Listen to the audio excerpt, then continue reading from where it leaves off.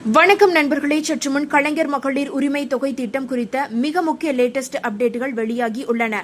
உரிமை தொகை திட்டம் குறித்த லேட்டஸ்ட் அப்டேட்டுகளை தெரிந்து கொள்வதற்கு முன்னாடி இந்த ஒரு வீடியோக்கு லைக் கொடுத்து எங்களுக்கு சப்போர்ட் பண்ணுங்க ஃப்ரெண்ட்ஸ். நீங்க கொடுக்குற ஒவ்வொரு லைக்கும் எங்களுக்கு மிகப்பெரிய சப்போர்ட்டிவா இருக்கு. தயவு செஞ்சு இந்த ஒரு வீடியோக்கு லைக் கொடுத்து எங்களுக்கு சப்போர்ட் பண்ணுங்க. இப்போ வாங்க வீடியோக்குள்ள போலாம்.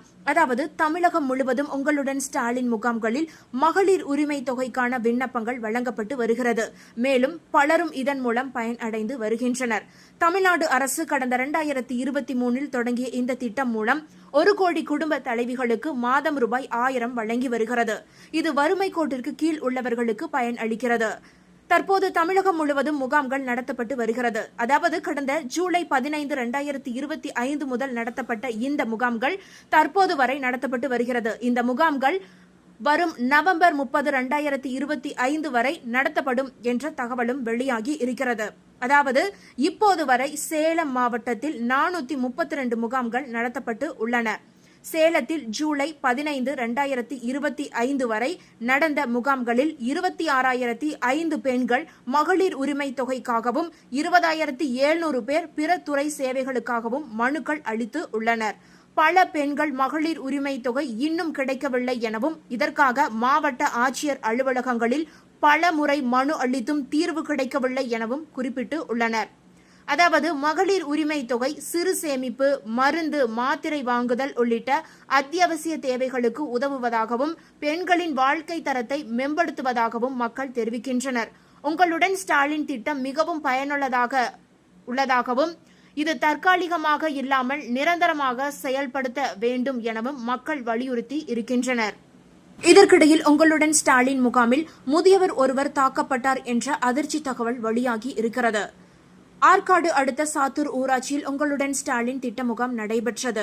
ராணிப்பேட்டை காவல்துறை வெளியிட்டுள்ள அறிக்கையில் கூறப்பட்டிருப்பதாவது என்னவென்றால், ராணிப்பேட்டை மாவட்டம் ஆற்காடு அடுத்த சாத்தூர் ஊராட்சியில் நேற்று நடைபெற்ற உங்களுடன் ஸ்டாலின் முகாமில் மனு அளிக்க வந்த முதியவரை போலீசார் தாக்கியதாக வீடியோ ஒன்று சமூக ஊடகங்களில் பரவி வருகிறது. இந்த முகாமில் கலந்து கொண்ட சாத்தூர் கிராம நிர்வாக அலுவலரிடம் சாத்தூர் கிராமத்தைச் சேர்ந்த வெங்கடாபதி, இவருடைய வயது 65. வெங்கடாபதி என்பவர் மனு சம்பந்தமாக வாக்குவாதம் செய்து திடீரென கிராம நிர்வாக அலுவலரை கையால் தாக்கியதுடன் அரசு பணியை மேற்கொள்ள விடாமல் தடுத்ததும் தெரியவந்துள்ளது. இச்சம்பவம் தொடர்பான காணொலி ஒன்று பொதுவெளியில் பகிரப்பட்டு உள்ளது. இது சம்பந்தமாக அங்கு பணியிலிருந்த உதவி ஆய்வாளர் பிரபாகரன் என்பவர் பிரச்சினை மேலும் தீவிரமடையாமல் தடுக்கும் வகையில் நடவடிக்கை மேற்கொண்டார். இதன் தொடர்ச்சியாக அவரை வெளியேற்றும் நோக்கில் உதவி ஆய்வாளர் குறைந்த அளவு பலத்தை பயன்படுத்தி சம்பவம் இடத்திலிருந்த அரசு ஊழியரை பணி செய்ய விடாமல் தடுத்த வெங்கடாபதியை அமைதிப்படுத்தி அனுப்பியதாக தெரியவருகிறது. இச்சம்பவம் தொடர்பாக விசாரணை மேற்கொள்ளப்பட்டு வருகிறது. இச்சம்பவத்தின் முழு காணொலியிலிருந்து உதவி ஆய்வாளர் மற்றும் வெங்கடாபதிக்கு இடையிலான நிகழ்வின் ஒரு பகுதியை மட்டுமே சமூக ஊடகங்களில் மிகைப்படுத்தி பரப்பி வருகின்றனர். பொதுமக்கள் இவ்வாறு பரப்பப்படும் மிகைப்படுத்தப்பட்ட செய்திகளை நம்ப வேண்டாம் என கேட்டுக் கொள்ளப்படுகிறது. இவ்வாறு அதில் கூறப்பட்டு இருந்தது. இப்படிப்பட்ட பரபரப்பான தகவல்கள் ஒருபுறம் இருக்க, உங்களுடன் ஸ்டாலின் திட்ட முகாமில் பெறப்படும் மனுக்கள் மீது தீர்வு காணும் நாட்களை 45 இருந்து 60 நாட்களாக உயர்த்தி தமிழக வருவாய்த்துறை உத்தரவிட்டது. தமிழகத்தில் நகர் கிராமப்புறங்களில் 10,000 இடங்களில் உங்களுடன் ஸ்டாலின் திட்ட முகாம் நடத்த அரசு திட்டமிட்டு உள்ளது. இந்த திட்டத்தின் நோக்கம் வீடுதோறும் அரசின் திட்டங்களை கொண்டு சேர்ப்பதாகும். இம்முகாமில் மக்கள் அலுவலர்களுக்கு அடிப்படை வசதியும் அலுவலர் தன் ஆர்வலர்களுக்கு உணவு வசதியும் செய்ய முகாமிற்கு ரூபாய் 25,000 வரை ஒதுக்கப்படுகிறது. முகாம்களில் மகளிர் உரிமை தொகை கேட்டுதான் அதிக அளவில் மனுக்கள் வருகின்றன. மகளிர் உரிமை தொகை மனுக்களை பெற கூடுதலாக அரங்கு அமைத்து அவற்றை கம்ப்யூட்டரில் பதிவேற்றம் செய்ய கூடுதல் கம்ப்யூட்டரும் பிரிண்டர்களையும் பொருத்த வேண்டும். முகாமில் பெற்ற மனுக்களுக்கு வெறும் 45 நாட்களுக்குள் தீர்வு காண வேண்டும் எனவும் தெரிவிக்கப்பட்டது.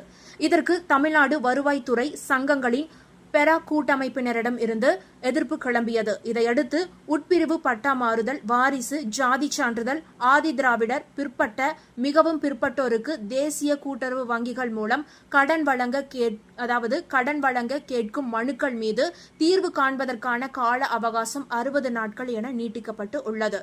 இம்முகாம்களில் கூடுதல் செலவினத்திற்காக ஒவ்வொரு முகாமிற்கும் தலா ரூபாய் 5,000 வீதம் அந்தந்த கலெக்டர்கள், தாசில்தாரர்களுக்கு வழங்க வேண்டும் என தெரிவிக்கப்பட்டு உள்ளது. அதேபோல உங்களுடன் ஸ்டாலின் முகாமை புறக்கணித்து போராட்டத்தில் ஈடுபட்டுள்ள வருவாய்த்துறை அலுவலர்களின் சம்பளத்தை பிடித்தம் செய்ய தமிழக அரசு உத்தரவிட்டு உள்ளது. உங்களுடன் ஸ்டாலின் திட்ட முகாம்களை வாரத்திற்கு 2 நாட்கள் மட்டும் நடத்த வேண்டும். இதில் பெறப்படும் விண்ணப்பங்கள் மீது முடிவெடுக்க கால அவகாசம் வழங்க வேண்டும். ஆய்வுக் கூட்டம் என்ற பெயரில் பணி நெருக்கடி தருவதை தவிர்க்க வேண்டும் என்பது உட்பட பல்வேறு கோரிக்கைகளை வலியுறுத்தி வருவாய்த்துறை அலுவலர்கள் சங்கத்தினர் கடந்த 3 மற்றும் 4 தேதிகளில் 48 மணி நேர தொடர் போராட்டம் நடத்தி இருந்தனர். மேலும் 25 தேதி முதல் உங்களுடன் ஸ்டாலின் திட்ட முகாமை புறக்கணித்தும் போராட்டத்தில் ஈடுபட்டும் வருகின்றனர். அவர்களிடம் போராட்ட காலங்களில் பணிக்கு வராதவர்களுக்கு நோ ஒர்க் நோ பே என்ற அடிப்படையில் சம்பளம் பிடித்தம் செய்ய வேண்டும். முன் அனுமதி இன்றி பணிக்கு வராதவர்களிடம் அதற்கான காரணம் குறித்து விளக்கம் கேட்க வேண்டும் என துறை செயலாளர்கள், அனைத்து மாவட்ட கலெக்டர்கள், வருவாய் நிர்வாக ஆணையர்கள் உள்ளிட்டோருக்கு வருவாய்த்துறை செயலாளர் அமுதா உத்தரவிட்டு உள்ளார். உங்களுடன் ஸ்டாலின் திட்ட முகாம் குறித்த தகவல்கள் ஒருபுறம் இருக்க, தமிழகத்தில் உள்ள மகளிருக்கு மாதந்தோறும் 1000 ரூபாய் வழங்கப்படும் என 2021 சட்டசபை தேர்தலின் போது திமுக தரப்பில் வாக்குறுதி அளிக்கப்பட்டது. அதன்படி 2023 செப்டம்பர் முதல் இந்த திட்டம் நடைமுறைக்கு வந்துள்ளது. இதற்கு கலைஞர் மகளிர் உரிமை தொகை திட்டம் என பெயரிடப்பட்டு உள்ளது. இந்த திட்டத்தின் கீழ் தற்போது 1.20 கோடி மகளிர் பயன்பெற்று வருகின்றனர் என்பது குறிப்பிடத்தக்கது. மகளிர் உரிமை தொகை பெற கட்டுப்பாடுகள் விதிக்கப்பட்டதால் விண்ணப்பித்த பலரும் நிராகரிக்கப்பட்டனர். இதனால் மகளிர் மத்தியில் அதிருப்தி அதிகரித்தது. அடுத்த ஆண்டு ஏப்ரல் மாதம் சட்டசபை தேர்தல் நடக்க உள்ள நிலையில் அதிருப்தியில் உள்ள மகளிரை திருப்திப்படுத்த அரசு திட்டமிட்டு உள்ளது. இதற்காக உங்களுடன் ஸ்டாலின் முகாம் வாயிலாக மகளிர் உரிமை தொகைக்கு விண்ணப்பங்கள் பெறப்பட்டு வருகின்றன. இதுவரை 20 லட்சத்திற்கும் அதிகமான விண்ணப்பங்கள் குவிந்துள்ளன. அடுத்த ஆண்டு சட்டசபை தேர்தலில் வெற்றி பெற்றால் மகளிர் உரிமை தொகை 2000 ரூபாயாக உயர்த்தி வழங்கப்படும் என அதிமுக பொதுச் செயலாளர் பழனிசாமி வாக்குறுதி அளித்து உள்ளார். இந்நிலையில் அரசும் அதை செயல்படுத்தும் மனநிலைக்கு வந்துள்ளது. இதற்காக 2000 ரூபாயாக உயர்த்தி வழங்குவது சாத்தியமா என்பது குறித்து ஆராய நீதித்துறைக்கு அரசு உத்தரவிட்டுள்ளது. இதுகுறித்து சிறப்பு திட்ட செயலாக்கத்துறை அதிகாரி ஒருவர் கூறியதாவது என்னவென்றால், ஆண்டுக்கு 2.50 லட்சம் ரூபாய்க்கு மேல் வருமானம் ஈட்டி வருமான வரி கணக்கு தாக்கல் செய்வோர், ஆண்டுக்கு 50 லட்சம் ரூபாய்க்கு மேல் விற்பனை செய்து ஜிஎஸ்டி வரி செலுத்தும் தொழில் நிறுவன உரிமையாளர்களை தவிர்த்து மற்ற அனைத்து மகளிருக்கும் உரிமை தொகை விரைவில் வழங்கப்பட உள்ளது. இந்த பயனாளிகளுக்கு உரிமை தொகையை 2000 ரூபாயாக உயர்த்தி வழங்க எவ்வளவு தேவைப்படும், அதற்கான நிதி ஆதாரங்களை எப்படி உருவாக்குவது என நிதித்துறையிடம் அரசு பல கேள்விகளை கேட்டுள்ளது. சாதகமான அறிக்கை வந்தால் மகளிர் உரிமை தொகையை 2000 ரூபாயாக உயர்த்தி வழங்கும் திட்டத்தை அடுத்த ஆண்டு துவக்கத்தில் தமிழக அரசு செயல்படுத்த வாய்ப்புகள் உள்ளன என்று அவர் கூறினார்.